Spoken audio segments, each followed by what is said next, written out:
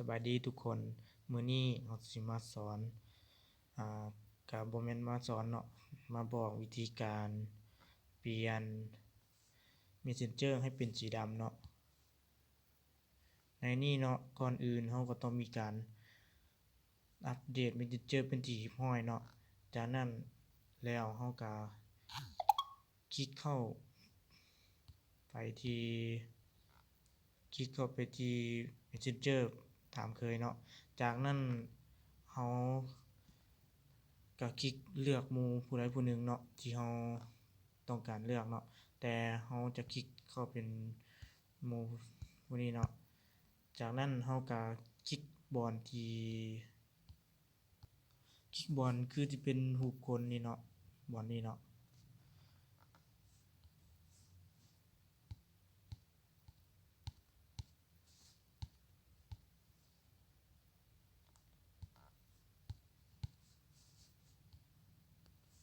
คลิกเข้าไปเลยเนาะจากนั้นมันก็สิเป็นมันเขียนว่าอีโมจิเนาะบอนนี้เนาะคลิกเข้าไปเลยเนาะจากนั้นก็คลิกบอนที่เป็นรูปกามีเนาะบอนนี้เนาะบอนที่เป็นรูปกามีเนาะ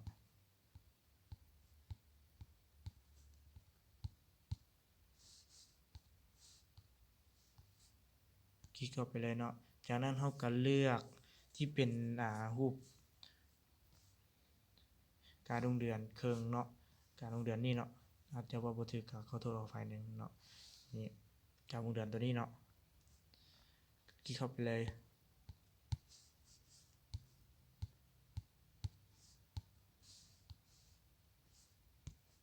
จากนั้นก็กดส่งไปเลยเนาะกดส่งจากนั้นก็จะเห็นว่านูงเดือนนี้ตกลงมานี่อาจเป็นการเสร็จสิ้นแล้วเนาะจากนั้นเราก็คลิกเข้าออกไปที่หน้าเริ่มต้นก่อนเนาะเนี่ยจากนั้นเราก็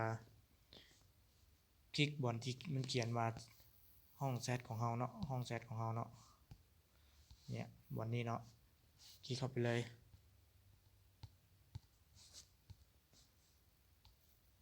จากนั้นก็สิเห็นว่ามันมีการเปลี่ยนแปลงเนาะอยู่ด้านถึงนี้เนาะเป็นเขียนว่า